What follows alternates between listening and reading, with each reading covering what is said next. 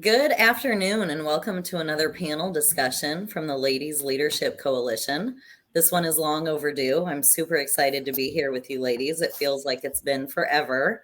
I'm Liz Wayne, owner and president of Able Transport Solutions. I'm joined today by Sharon Siar, president of Saving Our Sisters, LLC, and VP CFO of Talent Freight Services, as well as Charlie Saffro, founder and president of CS Recruiting. We're missing Blythe, Nicole, and Christy today, but we'll be excited to catch up with them again in August. So, as you probably know, LLC is a podcast by women business leaders for women business leaders. And we all just so happen to be connected with this crazy industry of logistics. So, later in the show, we're going to get into our topic. Today, we're going to talk about the shift we're currently experiencing in society in regard to gender roles and how each of us can support each other through that. But first, we want to start each of these panels with some updates and predictions from our panel members about the logistics market in their respective space. And it's been a while since we've done this. There's a lot to talk about this quarter. So with that in mind, Charlie, can you get us going and let us know what you're seeing on the recruiting side of the house? Is the talent war still out here being fought? Oh, it is on. The war continues. So from a recruiting standpoint, I guess fortunately not much has changed in the sense that the opportunities are out there. The demand for talent is way greater than the supply for talent. And in my world, it's a good problem to have.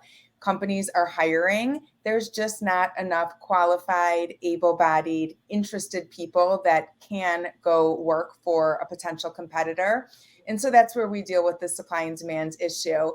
A couple trends that we've seen recently that I think are important both for job seekers and hiring companies to note are things are moving quicker than they ever have. And we do pull a lot of metrics around, the days to fill, the days it takes for the interview process, how long it takes to, extend an offer to the time the offer is accepted. And everything is just moving at a very high speed. So when we look at our internal recruiting process, we obviously have several steps. First, we have to find the people and source them. Then we solicit candidates based on their background to see if they're interested in the opportunity. Then when we confirm them and evaluate, we submit them to the client. And then from there, hopefully move forward with the interview process. Usually where our process gets stuck is after we evaluate them before we submit them to the client. And that's, a moment where it's 50-50. We may share opportunities with the candidate and they're simply not interested. And so we don't submit them to a client. And that's usually where candidates will either ghost us, stop responding, or hopefully just be honest, this is not the right opportunity, but let's stay in touch. And that ratio continues where we are talking to a lot of candidates, but the reason we're not moving forward and submitting them is not because they're not interested. It's because they have something else in the works. And that is either another opportunity or potentially multiple opportunities that they're interviewing for, maybe multiple offers in hand. Some of them at that point in the process, they realize that they want to stay with their company. Maybe there's an opportunity for an internal promotion. Maybe they've had conversations and got a counter offer. So that's the big shift we're seeing, is that candidates are responding. We're having conversations, but many times the conversation will be lined up for tomorrow and they'll let us know that morning they took another offer, no need to talk. So my whole point is that because things are moving so quickly, we're losing more candidates at more points of the process versus what we've traditionally seen. So companies just need to realize you've got to move quickly. You certainly have to do your diligence and interview and dig deep and make sure that they're the right person. But if there's interest, don't hold your cards. I mean, be transparent. Let the candidate know you're putting an offer out there. Our team is very trained to understand what else the candidate has going on, so there's no surprises. And I encourage job seekers just to be honest and, communicate with any companies that they're pursuing or potentially interviewing with. So again, all good problems. There are too many jobs and not enough people. I would much rather have it this way than the other way, but lots of things we can learn from where we're at today. Yeah, so it's very much like the freight brokerage business in that way. Once things get a little easier on one side of the house, they get more difficult on the other side. I've been seeing some of that on LinkedIn. It's like we filled a, $400,000 executive position in 2 interviews, 3 hours, over the course of a day and a half. So, and we're very happy with the results. So if we can do that, there's no excuse that companies can't move a little bit quicker, and they're going to have to win, it sounds like. Exactly. Yep. And it all starts with being prepared, having the right stakeholders involved in the search from day one. They've signed off on the job description. Everyone on the team agrees and is aligned of, who they're looking for, what the comp budget looks like, where this person's going to be working. So then when you do find a candidate you like, you can move quickly, and, there's no stalling to negotiate. This is an in-office job, but this person wants hybrid. Can we do this? And then 2 days go by of internal discussions and the candidate has already moved on. So have your ducks in a row, and just know what your plan is and think through these different scenarios so you can react quicker and not lose a good candidate to their company or potentially a competitor. Yeah, that's all really good. I need some good people. So I'm going to keep all of that in mind here in the coming months.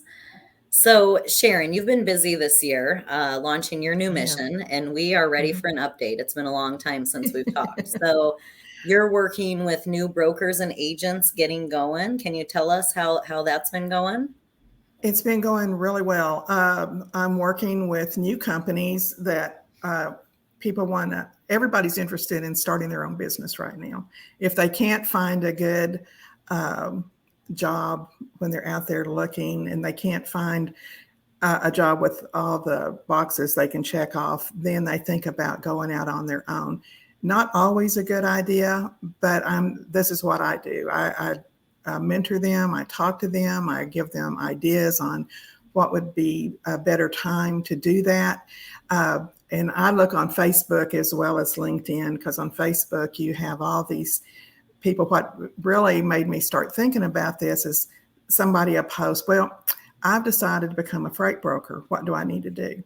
Well, they have no experience. They have no customers. They just heard that it's a lucrative business to be in. You can make good money, and they want to try it. And so trying to convince them that they need some experience before they jump out there, because you need money, you need capital. It's more than just picking up the phone.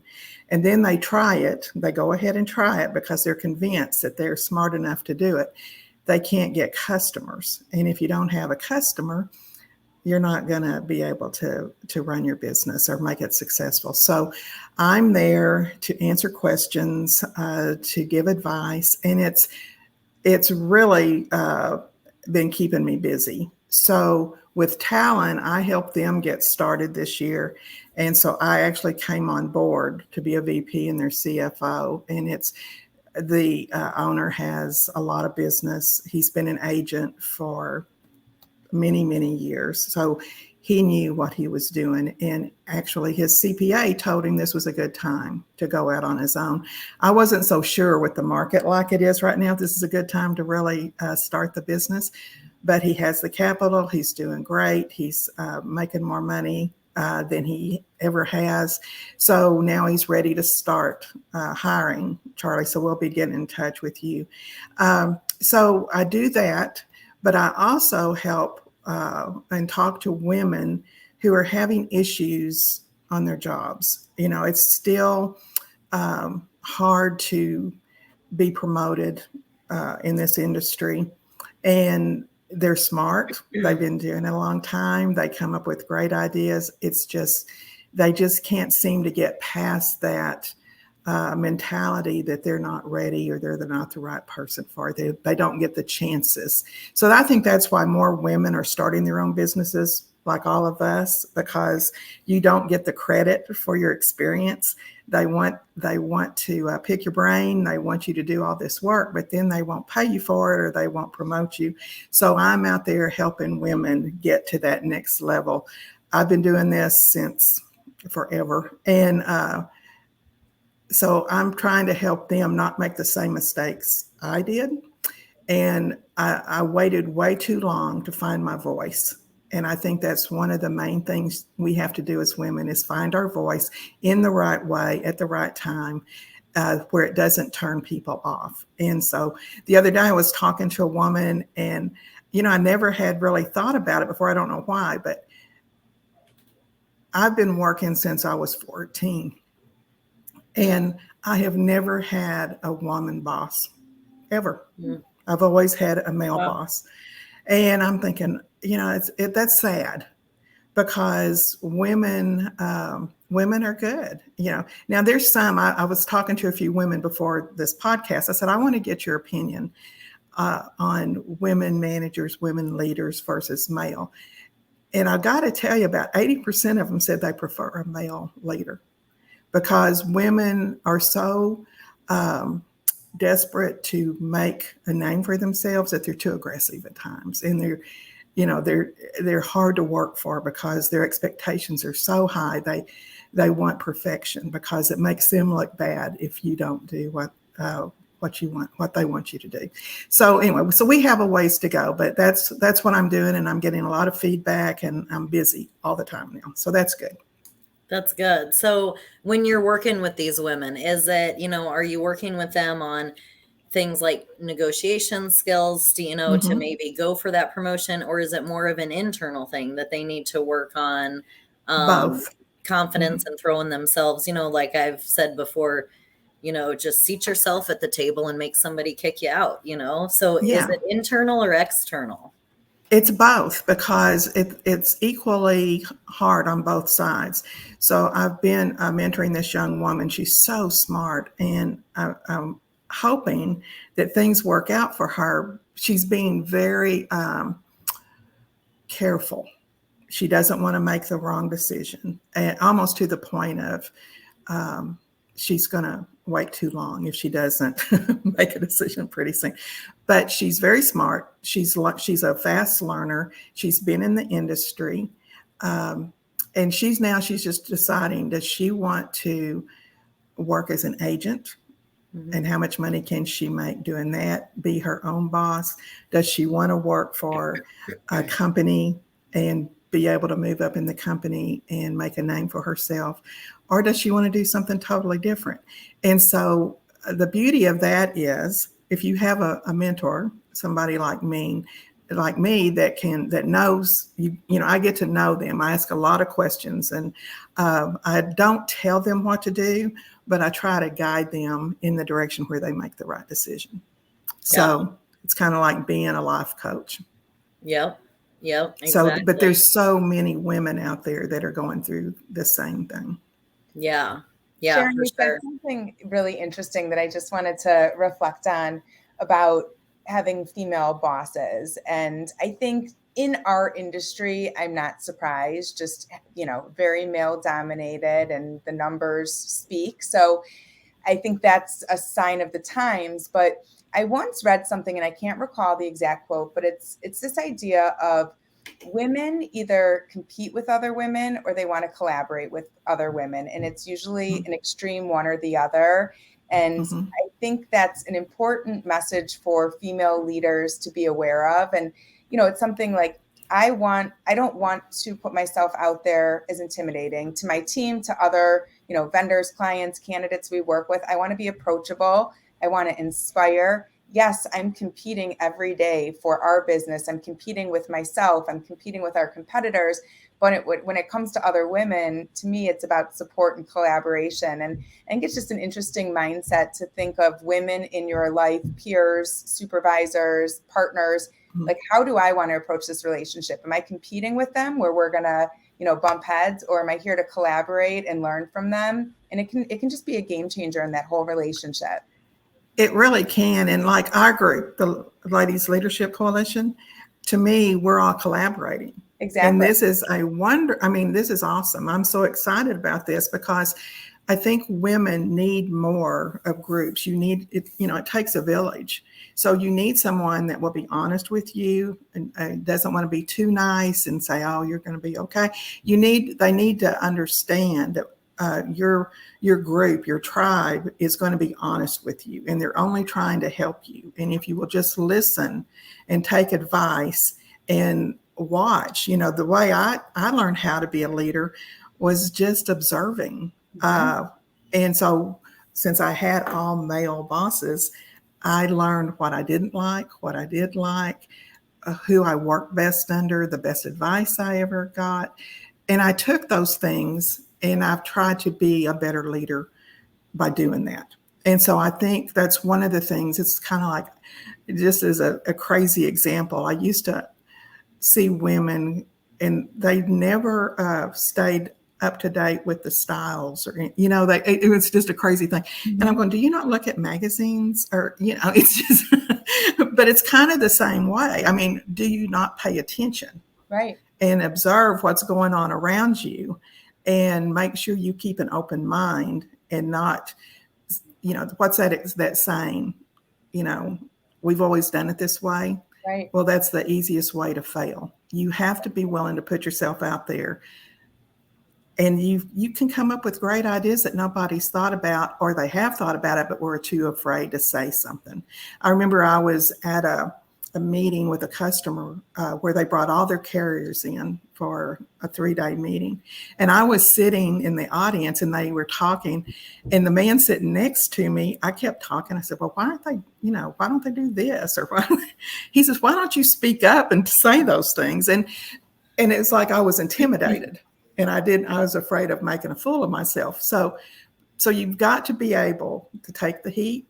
You're not ever going to learn. You're not ever going to move ahead if you're not willing to if you don't trust yourself, who else is going to trust you? So true. And having self-awareness and knowing what do you want to get out of the relationship? I could compete with this person, but I could probably benefit if I am open to learning from them and collaborating and being inspired. And which path do I choose to take to form the relationship? And one of the things I preached to men for years is you need women on your leadership teams because we think differently.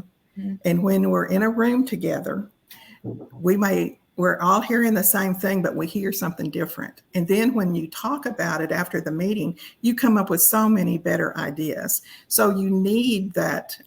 We are different. I don't care what people say. Women and men are different. We think differently. We have different emotions, but that's good. That helps everybody. And those are all skills that should be on a resume. And especially women who are mothers, there is so much that we gain from motherhood at all stages that translate right into the workplace. So it does. I think women need to really leverage that. And it doesn't have to be hokey or phony, but if you took time off to raise your family, or you are raising your family while you're working, we have to be creative. We have to be leaders. We have to manage our time. We have to be, counselors and, psychiatrists and psychologists to get our family through every emotion. And that's a lot to leverage when you think of a job search. I love the article you wrote the other day about that because it was spot on. Yeah. So highlight it. All right. Yeah. That is all really interesting to hear. It's exciting to hear that, women are coming to you as you're talking about, the difference between male managers and female. That was me. I was the bulldog. I was super aggressive in my first management role because I thought I had to be. So I wish I would have had you, 12 or 13 years ago to tell me I could probably be a little more authentic, because I can't say the bulldog was me, but I thought that was the only way to get results in a management position. So you live and learn, though, right? Right. Do we want a freight update? Let's go ahead and talk about it quick. So there's a lot happening in the market, and like this industry does time and time again, change comes swift, and it's usually pretty extreme. So I can't say I know a lot of people, surprised with what the markets are doing. I've been talking about it since probably November. It was certainly inevitable. I think we're left with some questions over the next couple months. What are fuel prices going to do when China opens back up and that pent up supply hits the port? Is the van market, just going to flip entirely like we're seeing right now? Is it going to flip right back? And of course, how does all of this affect inflation and the overall economy? So a lot of jury's still out, but a lot is in. So current conditions, overall truckload spot rates are trending down. They have been here for the last 3 months or so. So contract rates hold steady. What we're seeing there is all the shippers that went out for annual RFPs, last year were in those rates. So of course, acceptance is way up across the board, which is good for the shippers. So spot capacity has loosened a bit in line with the rates that we're seeing. So kind of like I mentioned to you, Charlie, once you get it easy on one side of the house, it gets hard on the other. So for us in the 3PL space, like we can buy trucks a little bit easier now. But we're, going to be dealing with the backlash from the asset side of the house that happens every time the market shifts. There's this misconception that that decrease doesn't go in the shipper's pocket, it goes in the broker's pocket, which is not true, but something we have to battle when we see a swift market change like this. So we'll be going through that here. Able specializes in flatbed freight. We are not feeling what the van markets are right now, but we're keeping a close eye because historically, even if the rates aren't comparable, they do move up and down together. A lot of that's probably due to the fact that there's a lot of unutilized trailers on the roads. And so, people that chase the spot market can set down their van and pick up their flatbed and vice versa. So we're definitely keeping a close eye on the environment, although flatbed market has remained strong. If anybody's interested specifically in more flatbed information, TIA's chief economist, Noel Perry, just released an awesome report in May's edition of 3PL Perspectives. So I would encourage you to go check that out. Christy Nitchell with Nitchell Logistics was not able to join us today, but she did give us some updates on the intermodal side of the house. Charlie, do you mind sharing what she is seeing on the intermodal pricing side? Absolutely. So what Christy has told us is that the UP has taken surcharges off all markets. So that's softening in the markets, and there have been some issues for the last 2 years. Christy told us there is container capacity available, but the chassis capacity is what's really challenging. And as I tie that back into the talent market, we are seeing a lot of demand for candidates that understand the drayage piece of the business, that have connections with dray carriers. So it ties very nicely to what the market is doing. The drayage market in some metro areas seems to be loosening up, but as you mentioned, Liz, as fuel continues to climb, these surcharges are going up, and that is going to affect railroad pricing. It's going to affect drayage pricing. So that's where we are from an intermodal standpoint. And there are some operational updates as it relates to that mode. So Sharon, I'm going to pass it to you to talk about some of the intermodal app updates. Okay. One of the things Christy told us was that the Bloom outage continues to be a problem. And then, of course, the chassis shortage. And, it seems like the market is lower this year than it was last year. So I think due to the pricing and the fuel, even the fuel, you need to do lead time, give a lot of lead time as far as your planning so that you can get the equipment that you need. I know personally we have a really hard time getting drayage providers because they don't need brokers and they're so busy all the time. So they are very, very busy. So yeah. Sorry, go ahead.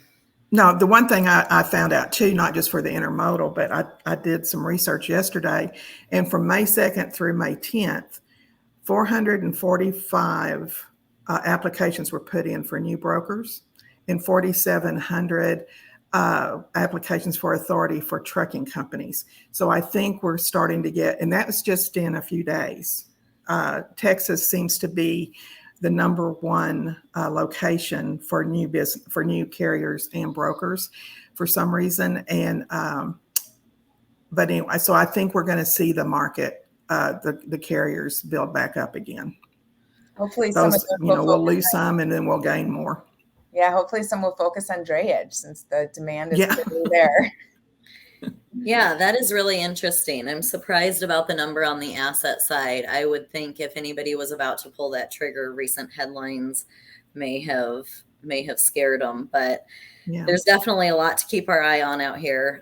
Things are going to continue to change. I mean, we're going to do this again in August, and I think it's safe to say we will be in a different market than we're in today. I mean, that's just absolutely. the volatility that we experience here. So, Well, produce is starting, and so that's going to affect yeah. the market as well. So, Yep. So, one thing constant in life, of course, but definitely logistics, the only thing that stays constant is change. So I'll be excited to see where we're at and where the markets are at in August when we do this again. If you guys don't have anything else on that, we can dig into our topic. All right. So today we're going to be talking about the evolving gender roles in society, and again, how we can support each other through them. So if we look at some statistics, it's clear we're living through a societal change in gender roles. I'm going to call it an evolution. So this is nothing new. It's happened a million times before throughout history. So gender roles are really just a product of current times and current location. So they've taken many shapes and forms, at different points in the world, at different times in history. So more specifically today, we're going to discuss how men and women's roles at home are changing in response to women's increased responsibility in the workplace.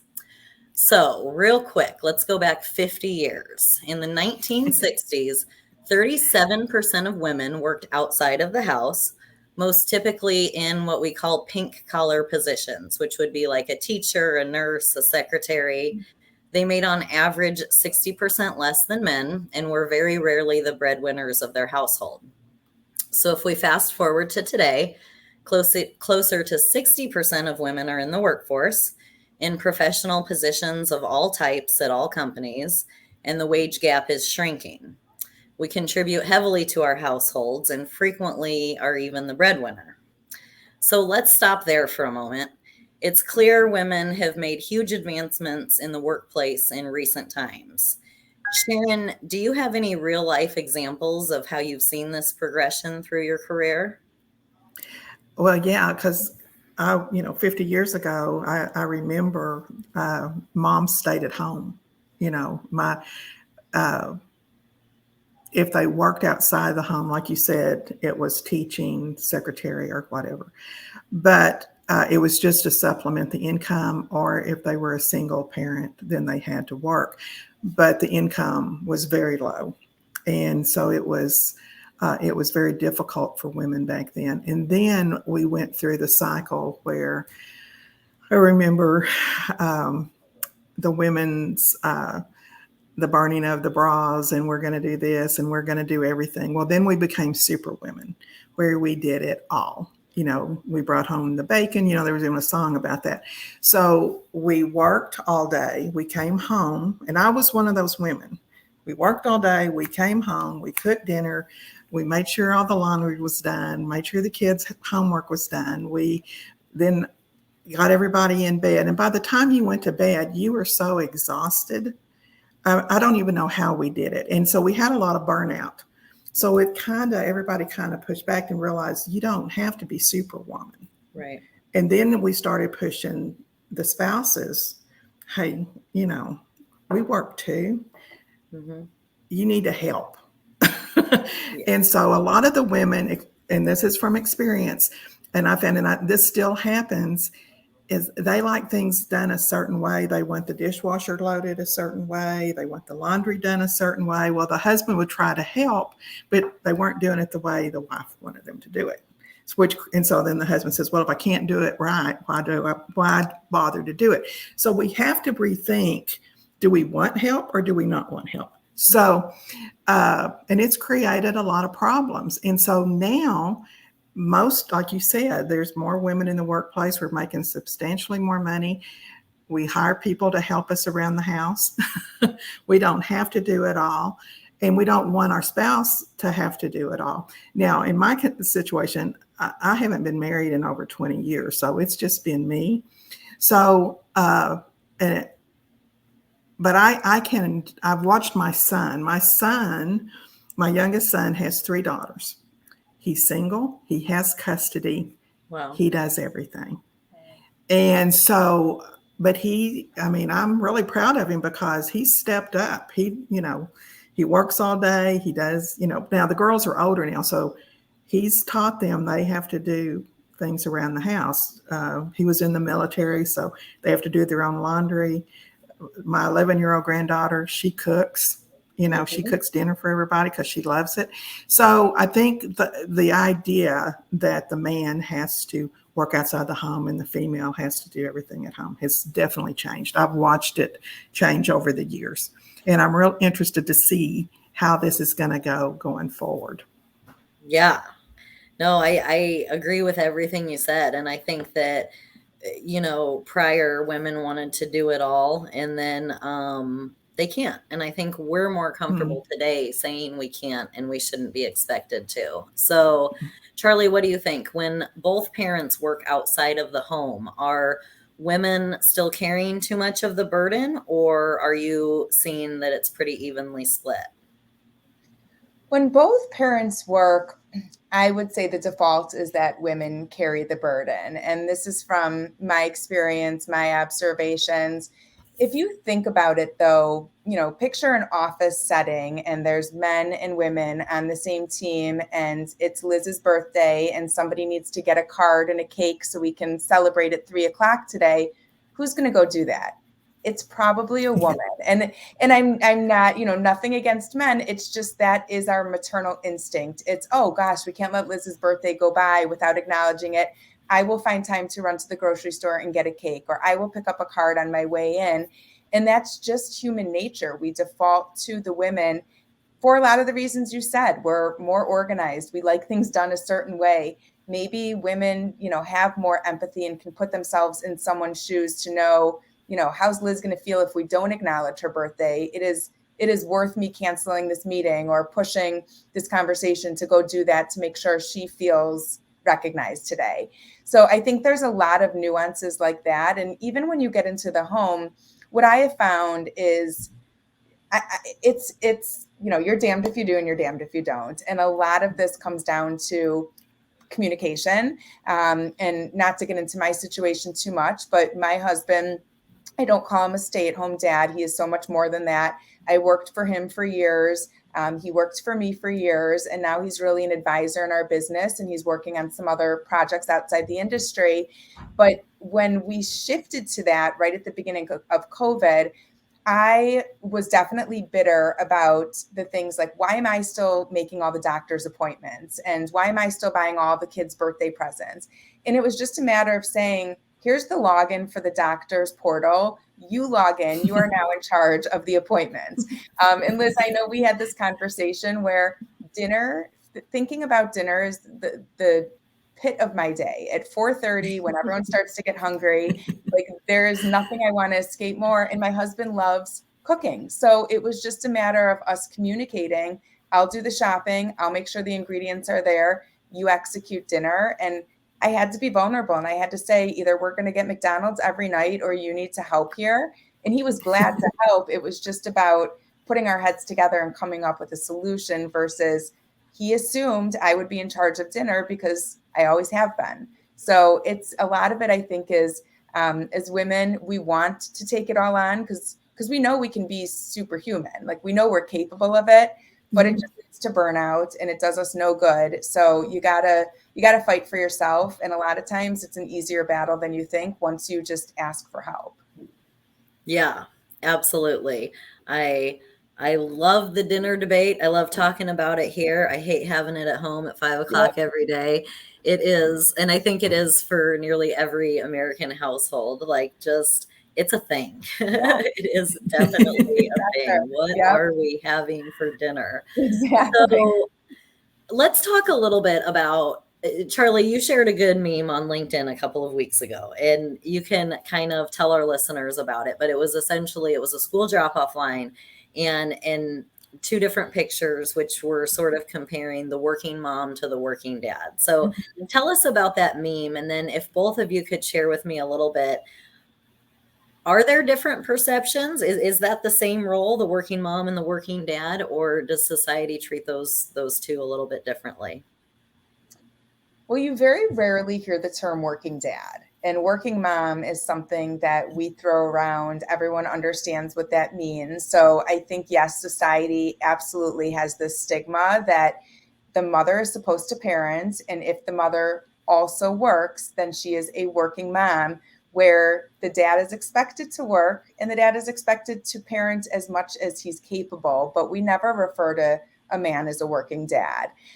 So the stigma is there. And the meme I posted was exactly that. It's, a mom dropping her child off with the caption that that's a working mom. She's in her suit and, going to drop off and head to work. And then a dad who's in his suit dropping off is an involved dad. And it's the stigma that, wow, if the dad shows up in the drop-off line, he must really love his kids and be a great husband and great father. But the mom is expected to do that, and she'll still figure it out. She'll have the lunches made. She'll get her coffee. She'll get to work on time. And it definitely is that stigma, and it needs to change. I think the narrative really needs to change. And there's a lot that is going to go into this change of just accepting that many women are the breadwinners or prefer to work. And it's all based on time. Everything is temporary and based on, where we are in our lives today. So I think that one of the things I wanted to mention is at the TIA conference a couple weeks ago, Liz, you were on a panel with 4 other women. And I obviously know my situation and how we navigate our households. But Liz was brave enough to speak up and say, the only way I can do this is because my husband stays at home.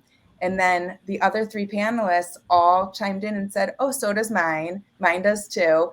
And it was like the most refreshing moment to just realize that, yes, there can be 2 working parents and that would, be figured out. But to look at these women who are really making changes in this industry and inspiring people, they do have a secret. And that is their secret, is that they're supported by their spouse. And I just loved that conversation, Liz. And I don't think that was the intention of the panel to go that direction or for everyone to, come together on that topic. But it really validated how we've set up our life and how my husband supports me. And I will be the first to say, I could not do this if we had a different situation and he was traveling, every week or gone from 6 a.m. to 6 p.m.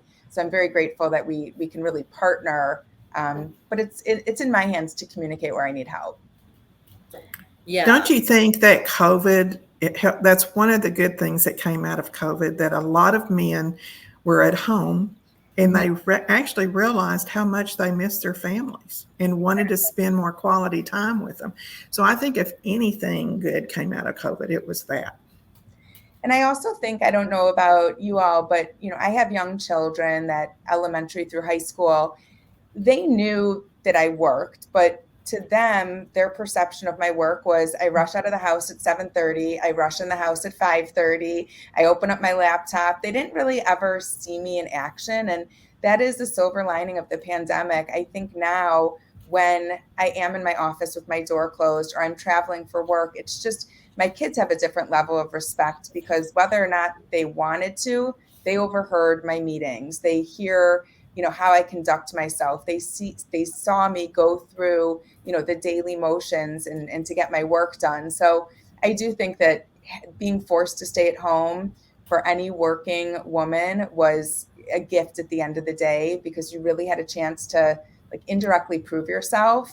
And the observers were able to really just appreciate what you do a little more. And not only appreciate, but you're teaching them about work, about a life and what you have to do. And so it'll make them better as they get older and decide what they're going to do with their life. And they'll remember how you conducted yourself. So I think, you were mentoring, you didn't even know it. Exactly. Thank you. Mm-hmm. Yep. So we are going to be running out of time, but let's talk about one more thing here real quick. So, and we'll just kind of tie this together, and I'd love both of you ladies to speak on this, but are these men who are holding down the household for us, right? So that we can fulfill all of our professional ambitions. Are there any stigmas that they're dealing with? Because I would agree with you, Charlie. It was it was kind of profound at TIA because it was not the direction the panel had planned on going. And when I heard like, me too, me too, me too, I'm like, what? All of these women in logistics have men at home. This is awesome. And since then, I've heard from a number of women in the room who were like, thank you, because there is still so much stigma attached to it. I wouldn't have shared it. And now, because you're in that boat, I will share, and I'm excited about it. And this is going to help me in my husband's marriage and everything else that I'm excited about it. And so I heard from a number of people, which was super exciting. And again, I was shocked at how many of us there were. So, two-part question. Are men dealing with a unfair stigma if they are at home holding down the household and children? Second part of this question is, we see the article every year around Mother's Day with they break down the job. And at the end of it, it is a chief level position that would pay multiples of hundreds of thousands of dollars every year. So are men in that role, are they getting the appreciation that they deserve for having the hardest job in the world, or are we reserving that for moms? Good What question. do you think, Sharon?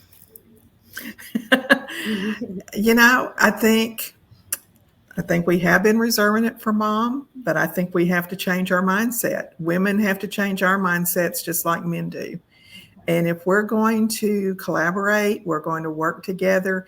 And I hope in my lifetime, I get to the point where we say, it's not men and women, it's professionals. Mm-hmm. It's that we're equal. And, I don't think we're there yet. We're not going to be there for a long time. And I may not ever see that happen, but it's the same thing about Black and Asian, and we're just all people trying to make a living, trying to make the best life for our family. So I think we need to really appreciate men, and maybe Father's Day, we need to do something special this year because they have had to step up to the plate, and we haven't really given them the kudos yet.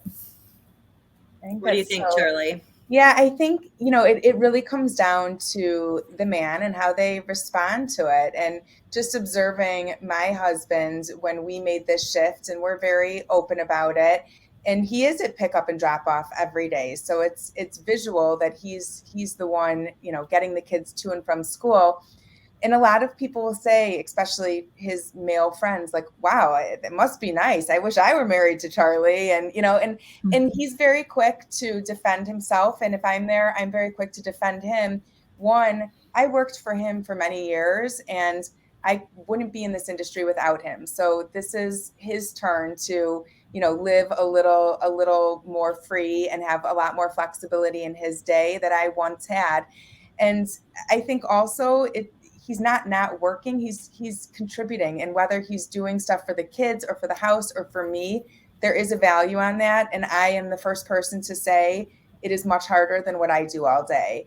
And I always support my friends who don't work. I'm the first to acknowledge, like, your job is way harder than mine. So the grass is always greener. But I think it comes down to, the man needing to have confidence and support why your family made that decision, and not really care what people think in that sense if they're there to judge.